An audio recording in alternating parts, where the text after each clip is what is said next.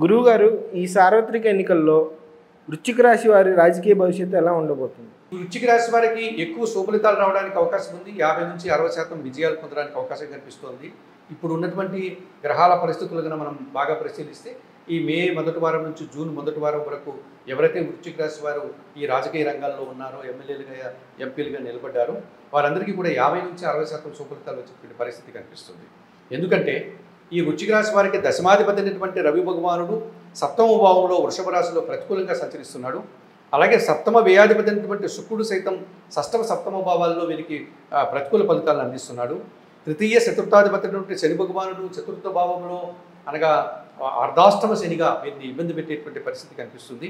అలాగే పంచమంలో మీనరాశిలో పంచమ రాహు వీరి ఆలోచన విధానాన్ని కాస్త ఇబ్బందికరంగా, అత్యాశపడేవారిగా, దురాశపడేటువంటి వారిగా వీరికి చూపించేటువంటి పరిస్థితి కనిపిస్తుంది. ఈ రకంగా ఆలోచించినప్పుడు రవి, శుక్రుడు, శని, రాహువు ప్రతికూలంగా సంచరించినప్పటికీ వీరికి జన్మరాశ్యాధిపతి, షష్టాధిపతి అయినటువంటి కుజుడు ఎవరైతే ఈ పోరాట యోధుడిగా చెప్పుకునేటువంటి ఈ జన్మరాశ్యాధిపతి కుజుడు ఉన్నాడో ఆయన షష్టమ భావంలో మేషరాశిలో సంచరించడం వల్ల ఎంతటి కష్టాన్నైనా, ఎంతటి విషయాన్నైనా వీరు ఎదుర్కొని విజయాన్ని పొందడానికి అవకాశం ఉంటుంది.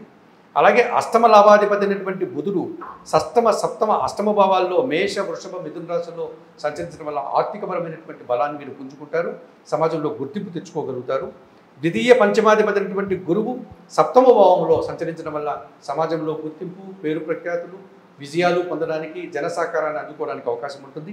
లాభభావంలో కన్యారాశిలో కేతు సంచారం వల్ల నిరాడంబరంగా భగవంతుని ఆశీస్సులతో వీరు తప్పనిసరిగా విజయాలు పొందే అవకాశం ఎక్కువగా కనిపిస్తుంది. ఈ రకంగా ఆలోచించినప్పుడు వృశ్చిక రాశి వారికి 50-60% శుభలితాలు రావడానికి, వారి ఎమ్మెల్యేలుగా గెలవడానికి, ఎంపీలుగా గెలవడానికి, లేకపోతే ఇతరత్ర భవిష్యత్తులో మంత్రి పదవులు కూడా చేపట్టడానికి 50%, 50-60% వీరికి విజయ అవకాశాలు కనిపిస్తున్నాయి.